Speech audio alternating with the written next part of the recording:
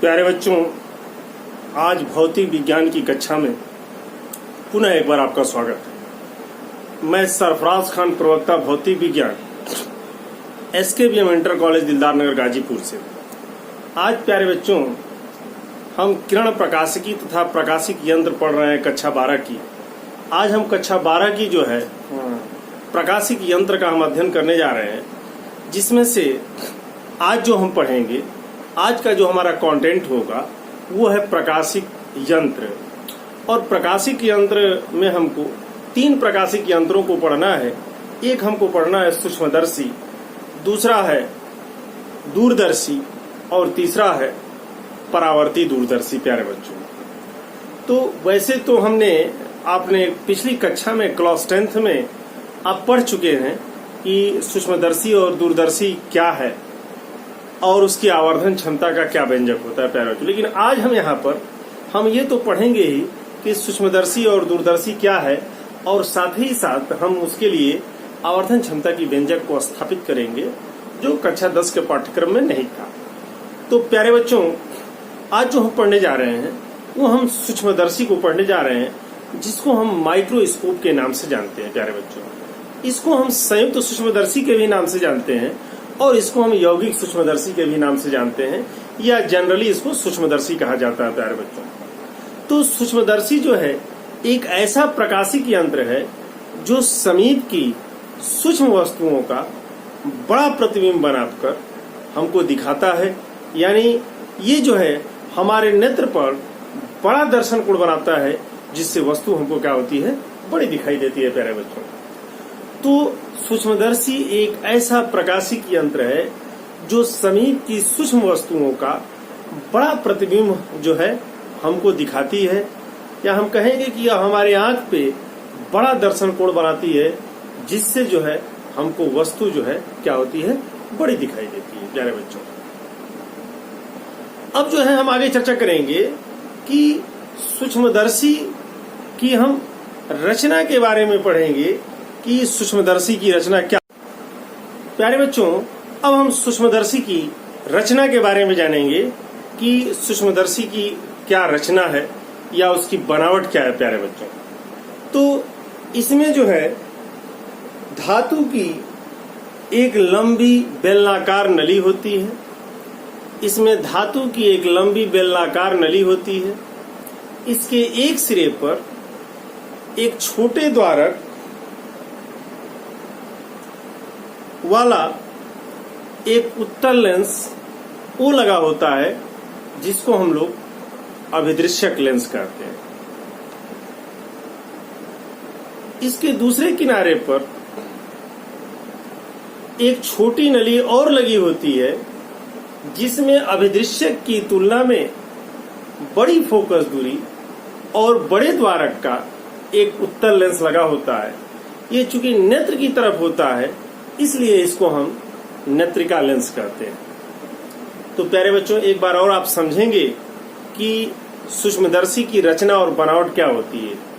इसमें एक लंबी बेलनाकार क्या होती है, नली होती है। इस लंबी बेलनाकार नली के एक सिरे पर छोटे द्वारक का एक उत्तल लेंस लगा होता है, जो वस्तु की तरफ होता है। इसको हम अभिदृश्यक लेंस को कहते हैं। नली, इसके दूसरे सिरे पर एक छोटी नली में अभिदृश्यक के कंपैरिजन में बड़े द्वारक का एक उत्तल लेंस लगा होता है, जो नेत्र की तरफ होता है। इसलिए इस उत्तल लेंस को हम नेत्रिका लेंस कहते हैं। प्यारे बच्चों, ठीक है। साथ ही साथ ये दोनों नली दंतुर दंड चक्र व्यवस्था द्वारा व्यवस्थित होती है, जिसको हम आगे पीछे क्या कर सकते हैं, खिसका सकते हैं। प्यारे बच्चों, तो ये जो था, ये आपका सूक्ष्मदर्शी की रचना या बनावट थी। प्यारे बच्चों, सूक्ष्मदर्शी में हम प्रतिबिंब का बनना चित्र के माध्यम से पढ़ेंगे।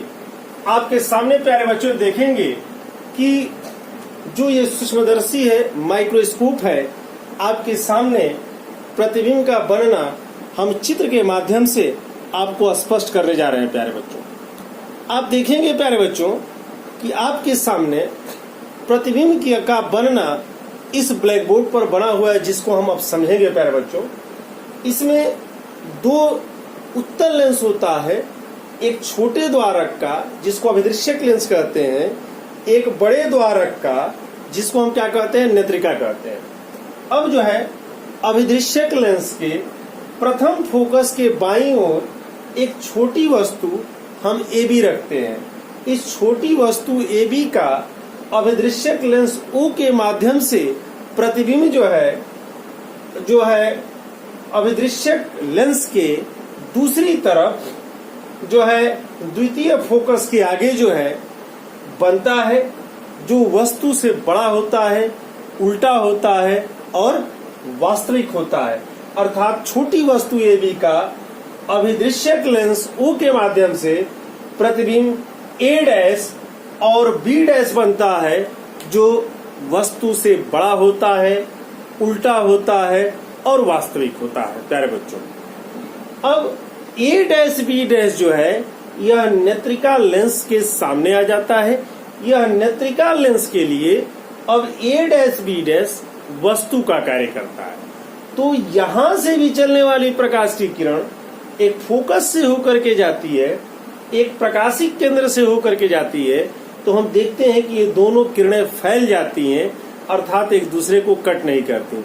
लेकिन इन किरणों को अगर पीछे की तरफ बढ़ाते हैं तो किसी बिंदु ये B' पर मिलती हुई प्रतीत होती हैं। यहां से अगर मुख्य अक्ष पर हम लंब गिराते हैं तो A' B' का सीधा वस्तु से बड़ा आभासी प्रतिबिंब A' और B' बनता है प्यारे बच्चों। तो हमको उम्मीद है प्यारे बच्चों कि आप प्रतिबिंब के वर्णना चित्र के माध्यम से आप भली भांति समझे होंगे। एक बार और रिवाइज करते हैं, इस पर ध्यान आप आकर्षित करें। इसमें दो उत्तल लेंस, जैसा कि हमने बताया, एक छोटे द्वारक का और एक बड़े द्वारक का उत्तल लेंस होता है। एक को जिसको वस्तु की तरफ रखते हैं इसको अभिदृश्यक लेंस कहा जाता है। जो नेत्र की तरफ होता है, जिसमें से हम नेत्र से देखते हैं, इसको नेत्रिका लेंस कहा जाता है। अब प्यारे बच्चों आप देखेंगे अभिदृश्यक लेंस के प्रथम फोकस के बाईं ओर एक छोटी वस्तु AB को मुख्य अक्ष पर रखते हैं। इस छोटी वस्तु AB का अभिदृश्यक लेंस O के माध्यम से प्रतिबिंब A' B' पर बनता है, जो वस्तु से बड़ा होता है, उल्टा होता है और वास्तविक होता है प्यारे बच्चों। अब जो A' B' प्रतिबिंब है यह नेत्रिका लेंस के लिए वस्तु का कार्य करता है। इस A' B' का नेत्रिका के माध्यम से प्रतिबिंब A' B' पर बनता है, जो कि आभासी होता है, सीधा होता है और वस्तु से बहुत बड़ा होता है प्यारे बच्चों। अब इसमें हम नोटिफाइड करेंगे प्यारे बच्चों, आप देखेंगे कि अभिदृश्यक लेंस से वस्तु की दूरी, अभिदृश्यक लेंस को O से और नेत्रिका लेंस को कैपिटल E से प्रदर्शित किया गया है। तो अभिदृश्यक लेंस से वस्तु की दूरी को U0 से, अभिदृश्यक लेंस से प्रतिबिंब की दूरी को V0 से प्रदर्शित करते हैं। नेत्रिका लेंस से वस्तु की दूरी को UE से और नेत्रिका लेंस को प्रतिबिंब की दूरी को V से हम प्रदर्शित करते हैं। चूंकि प्रतिबिंब स्पर्श दृष्टि की न्यूनतम दूरी पर बनता है, तो V जो है किसके बराबर हो जाएगा, D के बराबर होगा, अर्थात 25 सेंटीमीटर की दूरी पर होगा प्यारे बच्चों। तो आप चित्र को भली भांति आप समझे होंगे। अब आगे प्यारे बच्चों हम पढ़ते हैं कि सूक्ष्मदर्शी की आवर्धन क्षमता क्या होती है। तो सूक्ष्मदर्शी की आवर्धन क्षमता को हम डिफाइन करेंगे कि अंतिम प्रतिबिंब द्वारा आंख पर बना दर्शन कोण और वस्तु द्वारा आंख पर बना दर्शन कोण सूक्ष्मदर्शी की आवर्धन क्षमता कहलाता है प्यारे बच्चों। तो सूक्ष्मदर्शी की आवर्धन क्षमता किसको कहते हैं आप समझेंगे कि अंतिम प्रतिबिंब द्वारा आंख पर बना दर्शन कोण तथा वस्तु द्वारा आंख पर बना दर्शन कोण, इन दोनों का अनुपात सूक्ष्मदर्शी की आवर्धन क्षमता कहलाता है। इस पेन के माध्यम से आप समझेंगे प्यारे बच्चों, ये पेन क्या है, एक वस्तु है। अगर हम इसको सीधे नेत्र से देखते हैं तो वस्तु द्वारा आंख पर बना दर्शन कोण होगा। अब इसी को आंख के सामने सूक्ष्मदर्शी लगा करके देखते हैं तो यंत्र द्वारा हम बना हुआ जो है अंतिम प्रतिबिंब द्वारा आंख पर बना हुआ दर्शन कोण होगा। इन दोनों का अनुपात सूक्ष्मदर्शी की आवर्धन क्षमता कहलाती है। अंतिम प्रतिबिंब द्वारा आंख पर बने दर्शन कोण को हम प्यारे बच्चों बीटा से प्रदर्शित करते हैं। अंतिम प्रतिबिंब द्वारा आंख पर बना दर्शन कोण को हम बीटा से प्रदर्शित करते हैं और नेत्र द्वारा वस्तु द्वारा नेत्र पर बने दर्शन कोण को हम अल्फा से प्रदर्शित करते हैं। इसलिए सूक्ष्मदर्शी की आवर्धन क्षमता m बराबर बीटा बटा के अल्फा होती है प्यारे बच्चों। अब आगे हम इस फार्मूले को ड्राइव करते हैं कि सूक्ष्मदर्शी की आवर्धन क्षमता के व्यंजक को हम किस प्रकार ड्राइव कर सकते हैं। प्यारे बच्चों, जैसा कि अभी हमने बताया कि सूक्ष्मदर्शी की आवर्धन क्षमता का व्यंजक होता है अंतिम प्रतिबिंब द्वारा आंख पर बना दर्शन कोण और वस्तु द्वारा आंख पर बना दर्शन कोण, इन दोनों का अनुपात सूक्ष्मदर्शी की आवर्धन क्षमता कहलाता है। अंतिम प्रतिबिंब द्वारा आंख पर बने दर्शन कोण को हम बीटा से प्रदर्शित करते हैं और जो है वस्तु द्वारा आंख पर बने दर्शन कोण को अगर हम अल्फा से प्रदर्शित करते हैं तो सूक्ष्मदर्शी की आवर्धन क्षमता कैपिटल M बराबर होता है प्यारे बच्चों बीटा बटा के अल्फा। अब प्यारे बच्चों, यदि हम मान लें कि जो अल्फा है और बीटा है, अल्फा आप समझेंगे प्यारे बच्चों, यहाँ हम आपको समझा रहे हैं, इस पिन को हमने वस्तु माना था प्यारे बच्चों। तो मान लीजिए ये ए बी क्या है, वस्तु है और इसको हम नेत्र के माध्यम से देख रहे हैं। अगर नेत्र के माध्यम से देखेंगे तो प्रतिबिंब कहाँ बनेगा, स्पष्ट दृष्टि की न्यूनतम दूरी पर। प्यारे बच्चों, जरा इसको गौर से आप देखेंगे कि हम अल्फा को संबोधित कर रहे हैं कि अगर ये पेन है, इसकी लंबाई AB है और इसको हम नंगी नेत्र से देख रहे हैं बिना यंत्र का, तो ये अल्फा कोण बनाता है। तो अगर AB ये वस्तु है जिसको हम पेन को वस्तु मान रहे हैं, उसको AB दिखा रहे हैं, ये हमारा नेत्र है, अगर ये वस्तु नेत्र पर अल्फा कोण बना रही है तो हम जानते हैं कि जो हमारा प्रतिबिंब होता है स्पष्ट दृष्टि की न्यूनतम दूरी पर बनता है तो D पर बनेगा। तो अगर हम अल्फा निकालें तो tan अल्फा बराबर लंब बटा के आधार होता है, इसलिए AB बटा के क्या हो जाएगा, D हो जाएगा।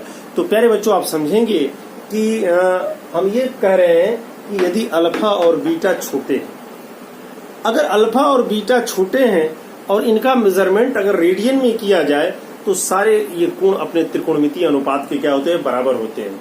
तो कभी भी कहा जाए भौतिक विज्ञान में अगर कोण को हम सूक्ष्म लेते हैं तो उनका मेजरमेंट रेडियन में किया जाता है और जब रेडियन में किया जाता है तो सभी कोण अपने त्रिकोणमितीय अनुपात के क्या होते हैं, बराबर होते हैं। अर्थात हम अल्फा और बीटा को छोटा हम कह दिए तो अब जो है प्यारे बच्चों वो अल्फा tan अल्फा के बराबर हो जाएगा और बीटा tan बीटा के बराबर हो जाएगा। अगर अल्फा लेते हैं प्यारे बच्चों तो अल्फा का मतलब होता है वस्तु द्वारा आंख पर बना दर्शन कोण जो प्रदर्शित करता है कि लंब बटा के आधार AB बटा D हो जाएगा प्यारे बच्चों। और अगर बीटा लेते हैं तो अंतिम प्रतिबिंब द्वारा आंख पर बना दर्शन कोण प्यारे बच्चों, तो आप देखेंगे अंतिम प्रतिबिंब कौन बना रहा है, नेत्रिका बना रहा है। तो नेत्रिका द्वारा अंतिम प्रतिबिंब का कोण ये बीटा है। तो जब हम बीटा लेंगे तो बीटा के सामने लंब देखेंगे प्यारे बच्चों AB डैश और आधार EA डैश हो जाएगा, इसलिए हमने रख दिया tan बीटा बराबर आपका AB डैश बटा के EA डैश पर आप प्यारे बच्चों। अब जो है हम ऊपर बीटा और अल्फा के मान को यहाँ पर हमने क्या किया, रख दिया, तो ये बीटा का मान हो गया और बटा में अल्फा का मान रखेंगे तो क्या होगा, ये उल्टा हो जाएगा। A डैश B डैश बटा के AB हमने कर दिया और D बटा के हमने EA डैश कर दिया प्यारे बच्चों। अब सबका मान चित्र के माध्यम से चिन्ह सहित हम क्या करते हैं, इसमें रख देते हैं प्यारे बच्चों। AB डैश बटा के जो AB है हमने पढ़ा था प्यारे बच्चों, आपको याद होगा कि स्मॉल m बराबर I बटा के O होता है, यानी आवर्धन क्षमता बराबर प्रतिबिंब की लंबाई बटा वस्तु की लंबाई का अनुपात होता है, या यही माइनस V बटा U के भी क्या होता है, बराबर होता है प्यारे बच्चों। ठीक उसी प्रकार यहाँ A डैश B डैश बटा के AB का मान प्लस VO बटा के चिन्ह के साथ माइनस UO ले लिया गया है, या माइनस VO बटा के UO कह सकते हैं उसको। प्यारे बच्चों D को देखेंगे, D देखिए नेत्रिका लेंस के बाईं तरफ है इसलिए ये भी ऋणात्मक होगी माइनस D, और UE भी बाईं तरफ है इसलिए ये भी माइनस UE होगी, माइनस से माइनस कट जाएगा, M बराबर प्राप्त होगा माइनस VO बटा के UO कोष्ठ में D बटा के UE प्यारे बच्चों। तो आप समझेंगे कि सूक्ष्मदर्शी की आवर्तन क्षमता का सूत्र M बराबर बीटा बटा के अल्फा होता है, अर्थात अंतिम प्रतिबिंब द्वारा आंख पर बना दर्शन कोण बटा में वस्तु द्वारा आंख पर बना दर्शन कोण, अथवा M बराबर माइनस VO बटा के UO कोष्ठ में D बटा के UE के क्या होता है, बराबर होता है प्यारे बच्चों। अब जैसा कि हम जानते हैं प्यारे बच्चों, पैसा पहले हमने पढ़ा मानव नेत्र में कि हमारा नेत्र सुग्राही जो होता है वो जो है न्यूनतम और अनंत के बीच में होता है। हम न्यूनतम 25 सेंटीमीटर की दूरी को स्पष्ट देख सकते हैं और अनंत तक की वस्तुओं को भी हम स्पष्ट देख सकते हैं। तो प्यारे बच्चों, यहाँ दो कंडीशन बन जाता है कि जब प्रतिबिंब हमारा स्पष्ट दृष्टि की न्यूनतम दूरी पर बनता हो, और दूसरा कंडीशन बनता है कि जब प्रतिबिंब हमारा अनंतता पर बनता हो। तो प्यारे बच्चों, ये जो फिगर आप देख रहे हैं, ये फिगर बताता है कि हमारा अंतिम प्रतिबिंब कहाँ बन रहा है, स्पष्ट दृष्टि की न्यूनतम दूरी पर बन रहा है। और अंतिम प्रतिबिंब किसके माध्यम से बन रहा है, तो नेत्रिका लेंस के माध्यम से बन रहा है। तो इसमें हम नेत्रिका की फोकस दूरी का सूत्र 1/FI बराबर 1/VE माइनस 1/UE को लेकर के वहां से हम D/UE का मान निकाल कर इसमें रख देते हैं। तो हम कहेंगे कि जब प्रतिबिंब स्पष्ट दृष्टि की न्यूनतम दूरी पर बनता है तब आवर्धन क्षमता का सूत्र ये होगा। प्यारे बच्चों, तो इसको देखें। अब देखिए प्यारे बच्चों, जब अंतिम प्रतिबिंब स्पष्ट दृष्टि की न्यूनतम दूरी पर बन रहा हो, अंतिम प्रतिबिंब स्पष्ट दृष्टि की न्यूनतम दूरी पर बनने का मतलब है कि अंतिम प्रतिबिंब किसके माध्यम से बनेगा, नेत्रिका लेंस के माध्यम से प्यारे बच्चों बनेगा। अंतिम प्रतिबिंब किसके माध्यम से, नेत्रिका लेंस के माध्यम से बनेगा। तो नेत्रिका की फोकस दूरी का सूत्र लगा दें तो आप जानते हैं कि उत्तल लेंस की फोकस दूरी का सूत्र 1/F बराबर 1/V माइनस 1/U होता है। चूंकि नेत्रिका लेंस ले रहे हैं तो 1/FI बटा 1/VE माइनस 1/UE होगा। अब यहाँ रख देते हैं, चूंकि उत्तल लेंस है उसकी फोकस दूरी धनात्मक होती है, इसलिए 1/FI को धनात्मक रखा गया। और V का मान देखिए बाईं तरफ है, ऋणात्मक है, तो ऋण V का मान 1/D रख दिया गया है। U भी देखिए बाईं तरफ है, UE जो है, तो ये भी माइनस UE रख दिया गया है। अब 1/FI बराबर minus 1/D minus minus plus 1/UE हो जाएगा। अगर D से गुणा कर देंगे तो D/FI हो जाएगा और माइनस 1 प्लस D/UE हो जाएगा। D/UE का मान निकालेंगे तो 1 प्लस D/FI हो जाएगा। और जो हमने सूक्ष्मदर्शी की आवर्धन क्षमता का व्यंजक प्राप्त किया था वही D/UE बराबर 1 प्लस जो D/UE है, इसी के स्थान पर जो है हम यहाँ पर रख देंगे प्यारे बच्चों।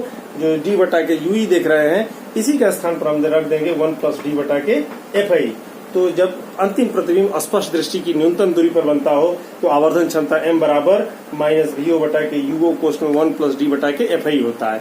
और इस कंडीशन में सूक्ष्मदर्शी की लंबाई क्या होती है, तो सूक्ष्मदर्शी का लंबाई का अभिप्राय ये होता है कि दोनों लेंसों के बीच की दूरी होती है प्यारे बच्चों। तो यहाँ से यहाँ तक दूरी देखे VO है और यहाँ से यहाँ तक दूरी देखे UE है। तो VO प्लस UE जो है इस सूक्ष्मदर्शी की क्या होगी, लंबाई होगी, जब अंतिम प्रतिबिंब स्पष्ट दृष्टि की न्यूनतम दूरी पर बन रहा हो प्यारे बच्चों। अब आप देखेंगे कि अब दूसरा कंडीशन हम लेते हैं और इसमें हम कहते हैं कि अंतिम प्रतिबिंब जो है अनंतता पर बनता हो प्यारे बच्चों। ऐसा तभी संभव है जब इस प्रकार समायोजित किया जाए कि जो प्रतिबिंब AB' यहाँ बन रहा था वो नेत्रिका के फोकस पर बन जाए प्यारे बच्चों। ये प्रतिबिंब कहाँ बन जाए, नेत्रिका के फोकस पर बन जाए। यानी ये जो प्रकाश किरणें थी वो अब जो है यहाँ से होकर के कट करके जाने लगी। जब ऐसा होता है तो हम देखते हैं कि सभी किरणें जो है एक दूसरे की क्या हो जाती हैं, पैरेलल हो जाती है। अगर ये पैरेलल हो जाएंगी इस तरह से जो आप देख रहे हैं, ये सभी किरणें इस प्रकार क्या हो जाती हैं, पैरेलल हो जाती हैं। गौर से देखिए प्यारे बच्चों, क्या आपसे कहा जा रहा है, अंतिम प्रतिबिंब जब अंतिम प्रतिबिंब अनंतता पर बनता हो। अंतिम प्रतिबिंब अनंतता पर तभी संभव है जब हम दोनों लेंसों को दंतुर दंड चक्र व्यवस्था द्वारा इस प्रकार व्यवस्थित करें जो प्रतिबिंब A'-B' जो ये बना था वो नेत्रिका के प्रथम फोकस पर ही बन जाए। जब ऐसा करेंगे तो UE जो है FI के क्या हो जाएगा प्यारे बच्चों, बराबर हो जाएगा। जब इसी पर बनेगा तो एक फोकस दूरी हो जाएगी, यानी यही आपका FI भी हो जाएगा और यही वस्तु भी है UE भी हो जाएगा। तो UE FI के बराबर हो जाएगा और उस कंडीशन में हम देखेंगे कि प्रकाश किरणें एक दूसरे को कहीं नहीं काटेंगी। आभासी भी पीछे बढ़ाएंगे तो बढ़ती हुई चली जाएंगी, जिससे आभास होगा कि वो अनंत पर जाकर के मिलेंगी प्यारे बच्चों। तो हम ये कहेंगे कि जब प्रतिबिंब जो है कब बनता है, अनंतता पर अंतिम प्रतिबिंब जब बनेगा जब वस्तु जो प्रतिबिंब A'-B' है उसको इस प्रकार हम समायोजित करें कि वो नेत्रिका के प्रथम फोकस पर ही बन जाए। जिस कंडीशन में UE FI के बराबर हो जाएगा तो हमारा अंतिम प्रतिबिंब अनंत पर बनता है चित्र के माध्यम से। अब प्यारे बच्चों, उसी सूत्र में हम जो है वहाँ हम रख देंगे जो UE था, UE की जगह पर FI रख देंगे तो हमारा फार्मूला हो जाएगा M बराबर माइनस VO/KUO और D/UE की जगह पर FI हो जाएगा। इस कंडीशन में जो सूक्ष्मदर्शी की लंबाई होगी जब अंतिम प्रतिबिंब अनंतता पर बन रहा हो, तो वो प्यारे बच्चों आप देख सकते हैं कि यहाँ से यहाँ तक की दूरी अब ये VO हो जाएगी और प्लस यहाँ से यहाँ तक की दूरी क्या हो जाएगी, FI हो जाएगी। तो दूरदर्शी की सूक्ष्मदर्शी की लंबाई VO प्लस FI के क्या हो जाएगा, बराबर हो जाएगा प्यारे बच्चों। तो आपको समझना है कि हमने प्राप्त क्या किया। एक बार हम शॉर्ट में अभी इसको रिवाइज कर देते हैं। सबसे पहले हम लोगों ने सूक्ष्मदर्शी पढ़ा, सूक्ष्मदर्शी क्या होता है, सूक्ष्मदर्शी की रचना क्या होती है, सूक्ष्मदर्शी से प्रतिबिंब कैसे बनता है, सूक्ष्मदर्शी की आवर्धन क्षमता का व्यंजक क्या होता है, और उसमें दो कंडीशन हमने पढ़ा, जब अंतिम प्रतिबिंब स्पर्श दृष्टि की न्यूनतम दूरी पर बनता हो और जब अंतिम प्रतिबिंब अनंतता पर प्यारे बच्चों बनता हो। तो ये पूरा एक आर्टिकल था, ये पूरा एक टर्म्स था जिसको आज हमने बताया बोर्ड की परीक्षाओं में पूछा जा सकता है। आपको आवर्धन क्षमता का व्यंजक यानी लॉन्ग क्वेश्चन में आता है अगर 5 मार्क्स में, तो ये सारी चीजें आपसे पूछी जाएंगी। उसमें संभवतः एक सवाल भी हो सकता है प्यारे बच्चों। तो हमको उम्मीद है आपको आज का वीडियो ये पसंद आया होगा प्यारे बच्चों, और फिर हम आगे जो है आपको वीडियो बनाते रहेंगे। इधर थोड़ी व्यस्तता थी, इस वजह से थोड़ा सा वीडियो कम आ रहे थे, लेकिन निश्चित ही अब कल से पर डे आपको एक वीडियो मिलेंगे। बहुत बहुत धन्यवाद प्यारे बच्चों, आगे मिलते हैं अगली कक्षा में।